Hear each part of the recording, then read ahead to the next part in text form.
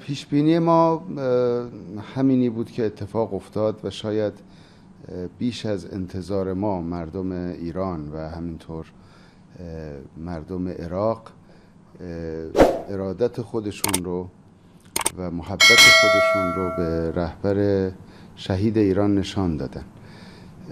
این در واقع چیزی بود که براش خیلی برنامه ریزی محتوایی نشده بود. آن چیزی که شما هر محتوایی که از این مراسم تشییع و بدرقه شما به عنوان یک مخاطب خارجی احساس کردید، اون برآمده از قلب مردم ایران هست. واقعیت این هست که چیزی جز این تشییع نمیتونست به همه نشان بده که رهبر شهید ایران بر قلبها حکومت میکرد. We were anticipating کہ کچھ اس قسم کا ہی وارم رسپانس رہے گا، پرٹیکولرلی ایرانین پیپلز کا اور کیا کہتے ہیں عراقیز کا بھی، اور تھرو آؤٹ ورلڈ جہاں سے لوگ پارٹیسپیٹ کیے، جہاں سے لوگ آئے، اور جیسا ساری دنیا نے دیکھا کہ جس طریقے سے لوگ جو ہیں وہ شریک ہوئے ان کے فائنل ریچولز میں، فنرل میں، وہ اپنے آپ میں ایک بہت ہی ہسٹوریکل اور ایکسٹراڈنری مومنٹ ہے اور تھا. اور اس کے بارے میں ہم یہ کہہ سکتے ہیں کہ اس پورے فنرل کے دوران جتنا بھی کنٹینٹ آپ تک پہنچایا ہے میڈیا کے تھرو، یا جو کچھ بھی آپ ویژولز دیکھ پا رہے ہیں، یہ ایسا نہیں ہے کہ اس کو پہلے سے پلان کیا گیا ہو. یہ جو کچھ بھی ہے وہ لوگوں کے دل کی گہرائیوں سے نکلی ہوئی فیلنگس، اور جس کو کیمراز میں قید کر کے جس طرح سے دکھایا جاتا ہے اور جو آپ لوگ دیکھ پا رہے ہیں، تو بہت ہی ٹرو قسم کا ایک ایسا سلسلہ رہا جو پوری دنیا نے وٹنس کیا، دیکھا. اور مجھے لگتا ہے کہ اس سے زیادہ اور کیا کر سکتے تھے اس مارٹائرڈ لیڈر کے لیے کہ ان کی شہادت کے بعد ان کے فائنل ریچولز میں کس طریقے سے جو ہے وہ ہم ہومیج پے کریں، اور پوری دنیا نے وہ کر کے دکھایا. اور پوری دنیا کو یہ میسج گیا کہ ایک انسان اتنا مہان ہو سکتا ہے کہ دنیا میں نہ رہے تب بھی ملینز لوگوں کے دلوں پر وہ کس طرح سے راج کرتا ہے. اس کو ساری دنیا نے دیکھا. Dr. Fareed, India was also present at the ceremony. It was represented by MOSME and Bihar Lieutenant Governor. India and Iran share civilizational cultural ties. How do you see the presence of India, and also how do you see the relationship between the two countries? حضور هند رو چجوری می‌بینید اونجا؟ بله، به نظر میرسه که از همون روزهای ابتدایی اعلام شهادت رهبر انقلاب ما اون چیزی که مشاهده کردیم در هند احساس همبستگی و دوستی و حس برادری و همسایگی بود، بلکه فراتر از این بود. بسیاری از مردم مانند خود ما عزادار بودند. هیئتی هم که از هند به ایران اعزام شد در واقع برای اعلام همین همبستگی و حس دوستی و برادری بود.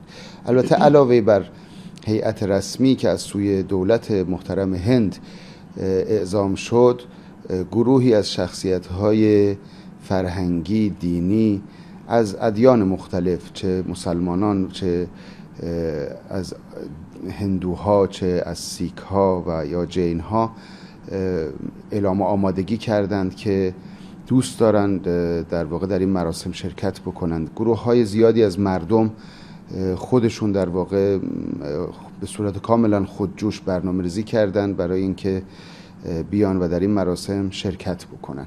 این چیزی جز حس دوستی و برادری که ما و هند همیشه بین خودمون احساس می‌کردیم نیست. فرام دی ڈے ون جب اناؤنسمنٹ ہوا مارٹرڈم کا، اس وقت سے لے کے اب تک انڈیا نے خاص کر کے یہاں کے جو لوگ ہیں، پبلک ہے، انہوں نے جس طریقے سے ہمارے ساتھ وہ کھڑے ہوئے اس پوری گھڑی میں جو ہمارے لیے دکھ کی گھڑی تھی، وہ ایکسٹراڈنری تھا. اور وہ ایک بالکل درشاتا ہے کہ جس طرح سے ہم ایک دوسرے کے پڑوسی رہے ہیں، اور جس طرح سے پڑوسی کے ساتھ بیہیو کرتا ہے، جس کا سویلائزیشن رشتہ بھی ہوتا ہے ظاہر ہے، تو وہ ہندوستان نے کر کے دکھایا. اور اس فائنل ریچولز میں بھی آپ نے دیکھا کہ گورنمنٹ آف انڈیا نے جو ڈیلیگیشن بھیجا وہ گورنمنٹ کا کام تھا، مگر اس کے علاوہ بھی جو پبلک پارٹیسپیشن ہے انڈیا کی طرف سے، وہ ایک بہت لارج اسکیل پہ ڈیلیگیشنز ہیں. اور وہ کسی پرٹیکولر دھرم کے لوگ نہیں ہیں، بلکہ ڈفرینٹ کلچرل بیک گراؤنڈ اور ریلیجنس کے لیڈر ہیں، اور ان کے دھرم گرو ہیں، چاہے وہ مسلمان ہوں، چاہے وہ ہندو ہوں، سکھ ہوں، جین ہوں، تمام دھرم کے لوگ اور آچاریہ لوگ وہاں پہنچے. جو کہ والنٹریلی وہ اپنے طور سے انہوں نے اس کو مینیج کیا اور وہ وہاں گئے اپارٹ فرام گورنمنٹ ڈیلیگیشن. سو یہ سارا سلسلہ جو ہے وہ درشاتا ہے کہ جو ہمارا ہندوستان سے ایک سویلائزیشنل رشتہ صدیوں پرانا ہے وہ بہرحال اس کی جھلک اس میں بھی دیکھنے کو ملی کہ جس طریقے سے جس لیول پر لوگوں نے انڈیا سے پارٹیسپیٹ کیا اور ہمارے کندھے سے کندھا ملا کے ہمارے ساتھ رہے, اور کبھی کبھی تو انہوں نے محسوس کیا کہ یہاں کے لوگ بالکل ٹھیک ویسے ہی اس شہید کے غم میں دکھی نظر آئے جیسے ہم لوگوں کا ہمارا غم تھا. بالکل ہم سے ہماری طرح یا ہم سے کہیں زیادہ کئی دفعہ ہندوستان کے لوگ ہمیں ہمارے غم میں شریک و دکھی دکھائی دیے. Dr. Fareed, during the funeral procession, there were some mourners who raised slogans against President Trump, and we have been hearing statements coming in from Trump. He has also warned that Iran should make a deal or the US will finish the job. How do you see all these statements, sir? شعارهایی که میدادن طی مراسم داشتی و از اون ور خود ترامپ هم چیزایی که گفته اینا رو شما چجوری میبینید؟ البته خب این احساسات واقعی مردم ما هست. مردم ما ترامپ رو نه فقط به خاطر به شهادت رسوندن رهبرشون بلکه به خاطر جرایم بسیار بزرگی مثل در واقع کشتار بیرحمانه کودکان در مدرسه میناب و همینطور کشتاری که از مردم در این جنگ و در گذشته انجام شده مجرم میدونیم. این بیان احساسات مردم ایران هست و هیچ کس نمیتونه جلوی بیان احساسات رو در کشور ایران بگیره. همچنان که مردم هند هم مردمانی هستند که احساساتشون رو آزادانه بیان میکنن، مردم ما هم حق دارند که در یک همچین مراسمی احساسات خودشون رو به در واقع صراحت تمام اعلام بکنن. از اون طرف حق میدیم به پرزیدنت ترامپ که عصبانی بشه و تعادل خودش رو با در واقع مشاهده این وضعیت از دست بده و از الفاظی استفاده بکنه که ناشایست هست. ما هم اعلام کردیم که ما اهل پاسخ بی‌ادبانه مثل اون نیستیم. ما در ایران معمولا کارمون رو با عملمون نشون میدیم. یہ بالکل آبویس سی بات ہے اور یہ بالکل لوگوں کی ایرانی پبلک کی یہ ٹرو کائنڈ آف فیلنگز ہیں دل کی جو آپ نے سنا. اس میں کوئی اس کی بات نہیں ہے, لگی لپٹی بات نہیں ہے, بالکل یہ دل سے اٹھی آواز. اور وہ بھی صرف اس لیے نہیں ہے کہ ٹرمپ نے جو ہے وہ ان کے سپریم لیڈر کو شہید کیا ہے, بلکہ اس کے علاوہ بھی ایک پورا سلسلہ ہے کرائمز کا. اس میں میناب اسکول ہے جس میں 170 بچیاں ہیں.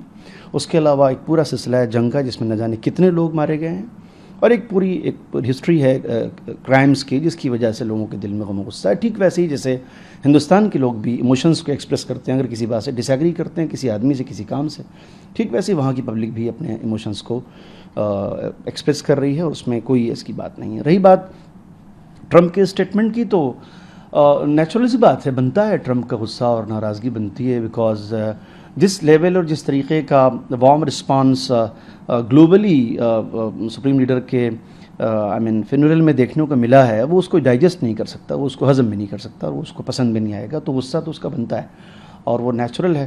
باقی یہ ہے کہ ہماری اپنے ایک ہسٹری رہی ہے, ہم کبھی بھی ایسی کسی بات کا جس میں بھونڈے الفاظ کا استعمال کیا گیا ہو ہم اس کو اسی زبان میں جواب نہیں دیتے, بلکہ ہم ایکشنز میں یقین رکھتے ہیں. اور کبھی بھی ہم نے خراب اور نان ڈپلومیٹک زبان کا استعمال کبھی نہیں کیا, ولگیرٹی میں کبھی بھی ہم یقین نہیں رکھتے. چنانچہ ہم نے کوشش کی ہے کہ ہم اپنے فرم ایکشن سے اس کا جواب دیں. Dr. Fareed, just last question. At a time when emotions are running high, what is the one message that you would like to give to the world and also to the American people about Supreme Leader Khamenei? چه پیامی به خود امریکا و جهانیان میدید در حالی که الان اوج احساسات رهبر شهید داره یعنی دفن شده فعلا؟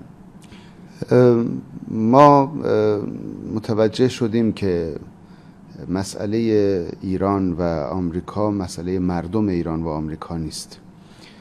فارغ از رسانه ها که گاهی اوقات اون چیزی که واقعیت هست رو متاسفانه نمایش نمیدن در آمریکا, اما مردم آمریکا امروز اگر شما می توانستید در خیابان‌های آمریکا با مردم آمریکا صحبت بکنید قطعاً متوجه می شدید که اونها هم خواهان این نوع از تقابل با ایران نیستند.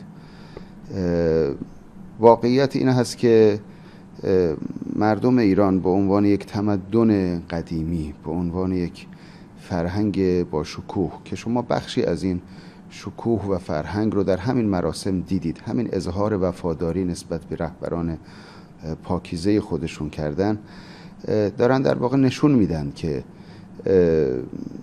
اهل اراده هستند، اهل عزت و سربلندی هستند، استقلال خودشون رو دوست دارن و تا زمانی که کسی در واقع به اونها حمله نکرده باشه، کسی به اونها تجاوز نکرده باشه، اهل جنگ با کسی هم نیستن. شما میبینید در تمام این چند ماه ایران شروع کننده هیچ درگیری نبوده. واقعیت میدان این هست که این آمریکا هست که بارها نقض پیمان کرده، این رژیم اسرائیل هست که بارها نقض پیمان کرده، برخلاف تفاهمنامه‌ای که امضا شده عمل میکنند. شما برید و بندهای این تفاهمنامه رو ببینید که آیا آن چیزی که درباره لبنان گفته شد بهش عمل شد، آیا اون چیزی که درباره اداره تنگه هرمز گفته شد آیا بهش عمل شد. فرهنگ ما ایرانی ها به ما یاد داده که ما آغاز کننده جنگ و درگیری نباشیم، ولی قطعا مردمانی هستیم که از خودمون دفاع میکنیم و این پیام رو با شکوه تمام ما به همه اعلام کردیم. این پیامی است به دولت آمریکا که ما از خودمون دفاع میکنیم، وگرنه دست دوستی ما به روی در واقع به سوی همه مردم جهان دراز هست. ایک بات بہت کلیئر ہے کہ ایران کا امریکن جو پیپل ہیں، جو لوگ ہیں، جنرل کامن مین جو وہاں کے ہیں سٹیزنز، ان سے کسی قسم کا کوئی کلیش نہیں تھا، نہ ہے. یہ بات بہت کلیئر ہونی چاہیے. باقی یہ کہ کبھی کبھی میڈیا، انٹرنیشنل میڈیا، خاص کر کے امریکن میڈیا اپنے ہی سٹیزنز کو اس بارے میں شاید فلٹر کر کے چیزوں میں پہنچاتی ہے، ڈسٹارٹ کر کے چیزوں کو پہنچاتی ہے. یہ الگ بات ہے، بٹ یہ بالکل ڈے ون سے کلیئر ہے کہ ہمارا پبلک سے کوئی مسئلہ نہیں ہے، وہ عام لوگ ہیں. اور آئی وش کہ اگر ایسا ہو پاتا کہ آپ خود اس کو ٹریس کرنا چاہتے ہو تو آپ نیو یارک کی سڑکوں پر یا وہاں کے شہریوں سے جو سٹیزنس ہیں امریکن، ان سے اگر آپ سپریم لیڈر کے بارے میں اوپینین لیتے ہو تو آپ کو اندازہ ہوتا ہے کہ نہیں، پبلک اس طرح نہیں سوچتی ہے. یہ گورنمنٹ کے اپنے ایجنڈاز ہیں جو یہاں تک نوبت آئی ہے. رہی بات ایران کی، تو ایران کا ایک تھاؤزنڈس آف سینچریز کا جو ہے وہ ایک سویلائزیشن کی ایک ریکارڈ ہے، ان کی ایک ہسٹری ہے. اور ہماری ہسٹری یہ ہے کہ ہم نے کبھی بھی کسی جنگ کی شروعات خود نہیں کی، انویژن نہیں کیا. ہاں یہ ضرور ہے کہ اگر کسی نے ہم پہ حملہ کیا تو پھر ہمیں ڈیفینڈ کرنا بھی آتا ہے. کیونکہ ہماری یہ ہسٹری رہی ہے کہ ہم نے ہمیشہ ڈگنیٹی کے ساتھ جینا پسند کیا ہے. اور جیسا کہ آپ خود ہندوستان میں بھی دیکھتے ہیں، اور اس کی اس سویلائزیشن کا ایک حصہ اپنے دیش میں یہاں بھی دیکھ سکتے ہیں کہ یہاں بھی لوگ جس طریقے سے لائلٹی اور وفاداری اور ڈگنیٹی سے جینے کا دم بھرتے ہیں، وہ ایک جھلک ہے اس کی جو کہ آپ کو ایران کی ہسٹری میں بھی نظر آئے گی. سو یہ ہم نے ہمیشہ سے اس کو بارہا کہا ہے، اور آپ اس کو ہسٹوریکلی بھی ٹریس کر سکتے ہیں کہ کبھی بھی کسی بھی جنگ یا کسی بھی حملے کی شروعات ہماری طرف سے نہیں ہوئی ہے. ہاں اگر ہم پر حملہ ہوا ہے، انویژن ہوا ہے، اٹیک ہوا ہے، تو ہم نے اس کا جواب دیا ہے. اور آئندہ کے لیے بھی یہی اعلان ہے کہ جن باتوں پہ سمجھوتا ہوا ہے اس پہ اگر صحیح سے عمل درآمد ہوتا ہے تو ٹھیک ہے، نہیں ہوتا ہے تو پھر آف کورس ہمیں معلوم ہے کہ ہمیں کیا کرنا ہے، چاہے اس میں ہرمز کا ایشو ہو، چاہے دوسرے ایشوز ہوں، جو جس کو جیسے فنکشن کرنا ہے اس پہ جو پوائنٹس جو طے ہوئے تھے اس پر اگر اسی طریقے سے بنے رہیں گے تو سب کچھ ٹھیک ٹھاک رہے گا. نہیں بنے رہیں گے تو بالکل کلیئر کٹ ایجنڈا ہے کہ ہم ان چیزوں کو ٹالریٹ نہیں کریں گے جو ہماری ڈگنیٹی کے راستے میں آئیں گے.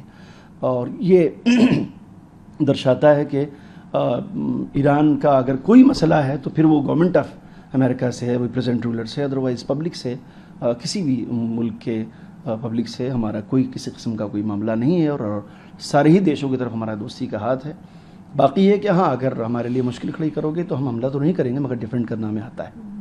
تھینک یو ڈاکٹر فرید، تھینک یو سو مچ.